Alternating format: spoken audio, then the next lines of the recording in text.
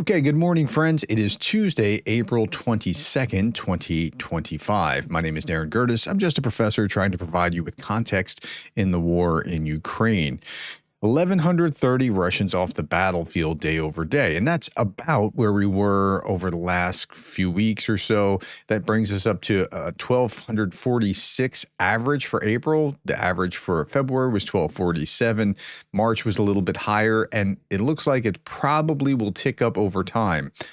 Before I go to there, 4 tanks off the battlefield, 19 armored fighting vehicles, 26 artillery systems, 134 vehicles and fuel tanks.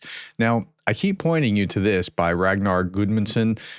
This is his dashboard, and he gives a little assessment. Most engagements over the last 2 weeks. Casualties rise above the 7-day average.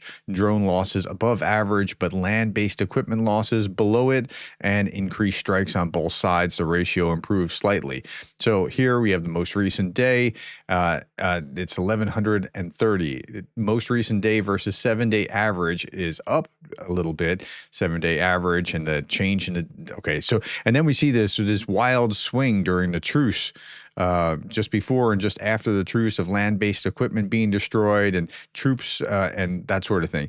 I'm going to have him in an interview to explain everything about this dashboard. So look for that, because you might want to see this on your own. You can see it on X, you can see it on Blue Sky, and then I'm going to show you pieces of this that I haven't shown you before, just because it's really complicated. So look for that. That'll be coming shortly.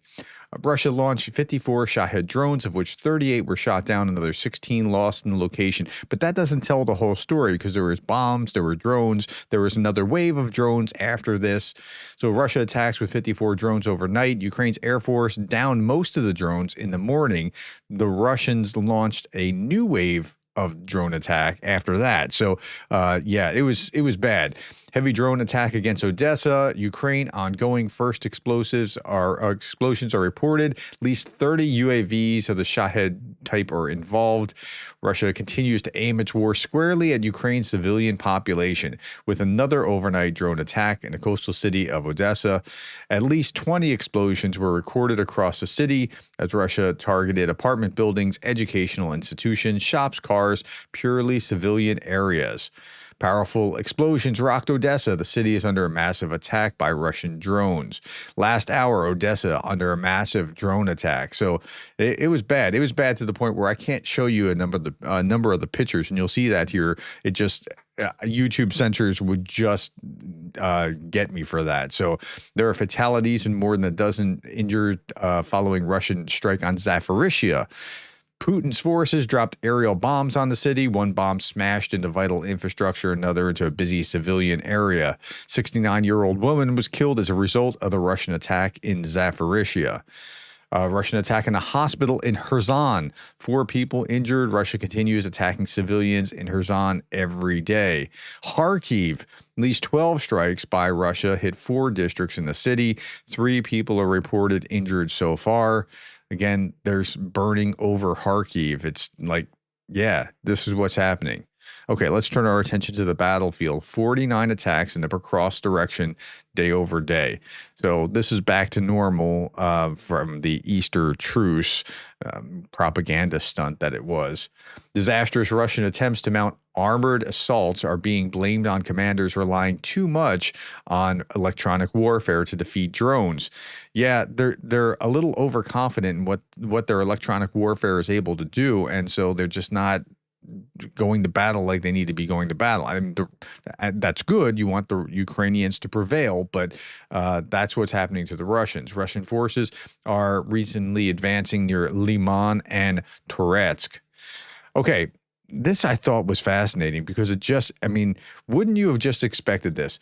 So Russian state media amplified Kherson Oblast occupation head Vladimir Saldo. Okay, so the Russian guy over the occupied area in Kherson, called for additional territorial concessions from Ukraine in areas to which Russia has not yet laid formal claim. We're not talking about the rest of Kherson. We're talking about areas beyond it. Okay, Saldo stated on April 21st to Kremlin Newswire TASS that the return of the West right bank of Dnipro River is fundamentally important and absolute priority for Russia. So see, here's the thing. If the Russians actually just wanted a buffer zone, if that was really what they were after, we need Ukraine to be a buffer zone between us and NATO. Okay, then they would have not created these 4 oblasts as Russian territories, because now you need a buffer zone beyond those Russian territories. But if they're just trying to gobble up Ukraine, this is what they do. Saldo concluded that the segment of the Dnipro River that passes through Kherson, Zaporizhia, and Dnipro Oblast must be completely under Russian control so as to guarantee the development of infrastructure associated with the river. So not just these 4 oblasts and then Crimea, you also need this area in purple as well to make sure that this area is protected. Yeah, that they're going to keep going. We keep telling you that. This comment here is interesting as well. Trump offers concessions to the Russians and gets nothing in return except steeper Russian demands. Moscow's bayonet still finds mush, not steel.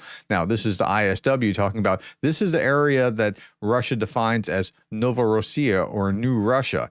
And it's not just these 4 oblasts. It's also Kharkiv and Dnipro and Mykolaiv and Odessa. They want all of this. They're not kidding. This is what they're after. So, I mean, the idea that we're going to just stop and play nice and the Russians are just going to, make a concession and stop, it's not going to happen. Russian propagandist Margarita Simonyan says, we don't want what's not ours. Okay. And Ukraine is considered ours. According to her. For Russia, Ukraine is a territory, a buffer zone. Their dream is to turn Ukraine into a scorched, empty land. Again, we don't want what's not ours. It's always been like that. We'll take what's ours, our Russian territories. The Ukrainians don't get a vote. It's just their Russian territories. Okay, in other news, the Vatican releases first photos of Pope Francis in his coffin. Leaders from around the world will travel to Rome for the funeral, and guests from Argentina, which is his homeland. Now, yesterday, a day before yesterday on Easter, there was this really bad oversight, I think. Some people will say, oh, it's some kind of conspiracy. So Ukraine demands apology from Fox News for labeling Kyiv as Russian. Okay, here you can see in the corner, live Easter service, Kyiv, Russia. Oh, that's not good. That shouldn't have happened. That's an error, but is it something more than an error or an error? I think it's an error, and I'll explain why.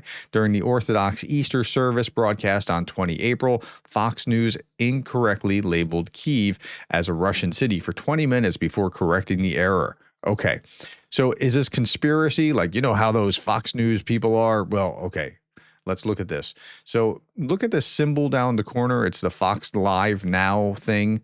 And then here, okay, so that's where it was broadcast from. I want you to look at this. Live Now from Fox is different than Fox News. Yeah, they're related. They're related. Okay, so a couple of years ago, Disney bought most of Fox's properties, 21st Century Fox and FX and Fox Movies and all that. That became part of Disney. They couldn't buy the TV stations because they already own ABC.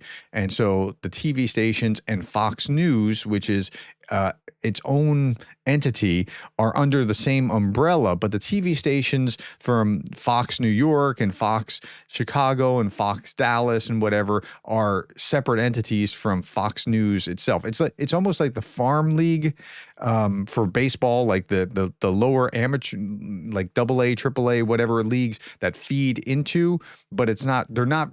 They're under the same umbrella. It's not the same thing, but it's like if it came from Fox News. If this was in the corner, this Fox News symbol, I'd be alarmed. Here, I think what happened was it's just more amateurish than as professional as the Fox News itself. Okay, I don't know if that helped at all, but okay. Le Monde, 90% of Caesar cannon barrels produced by KNDS are being sent to Ukraine. KNDS France, the manufacturer of the Caesar self-propelled gun, planned to ramp up production to 12 units per month by late 2025. So you're seeing that in Germany, you're seeing that in England, you're seeing this in France. This is all good. This is going the right direction. Ukraine's European allies are stepping up direct investment in Ukraine's defense industrial sector as well. Strategy will also allow NATO countries to use Ukraine as testing ground for developing weapons such as drones, in which they don't have much experience.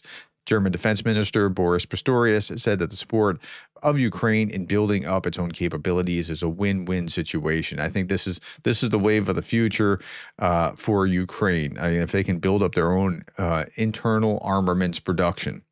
Okay, Russian soldiers, and I talked about this a little bit not too long ago. Russian soldiers are fighting in Ukraine are being warned about so-called black widows. Those are women who seduce and marry them in order to collect their military death benefits. In Russia. This is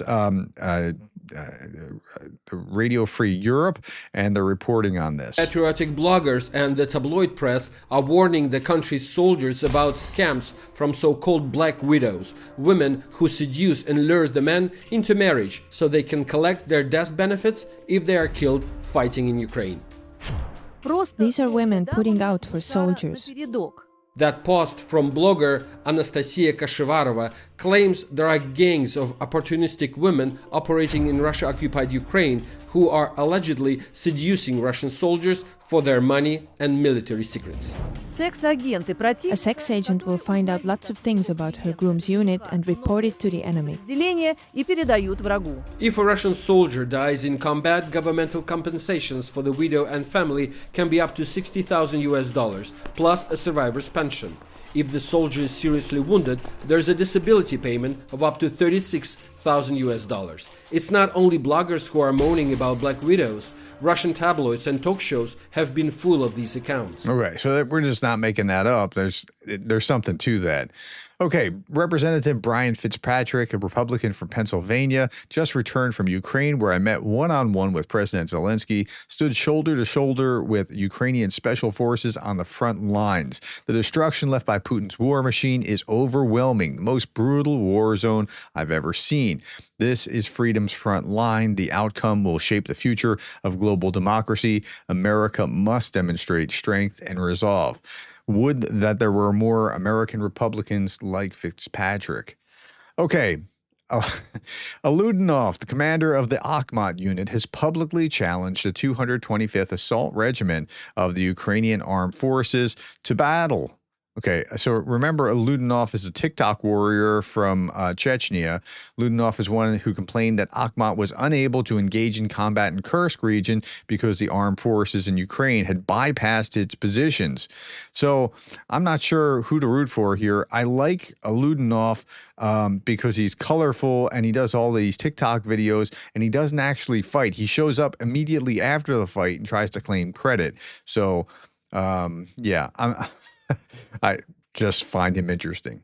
Okay, Battalion of Unmanned Systems, Signum of the 53rd Mechanized Brigade torched a Russian mine plow along the tank it was trying to evacuate safely. And here's some more of a regular feature of destruction of reconnaissance drones. No place for Russian scrap metal in our skies. I don't tire of this. And I don't show you this new videos each day. Each video I show you is new each day. I don't repeat these. So there's a lot of them. Okay. I saw this. I'm not going to go into the video just for the sake of time, but there's a Swedish Kruger 100 drone hunter. And what it is instead of having a gyroscope within a rocket, it's software driven. And it's software based on AI that can be updated based on whatever's going on. And so it can move more nimbly than, well, it's pretty impressive what they're able to do now, because AI is going to be, if drones are the wave of the future, AI is the wave of the future for drones. And that's where we are. All right, my friends, I'll leave you with this image. Good morning. Every day, freedom is a result of courage, strength, and dedication of those who defend Ukraine. Thank you for your time. Thank you for the likes, the shares, the subscribes, and the coffees. And thank you for being the kind of person that cares about Ukraine.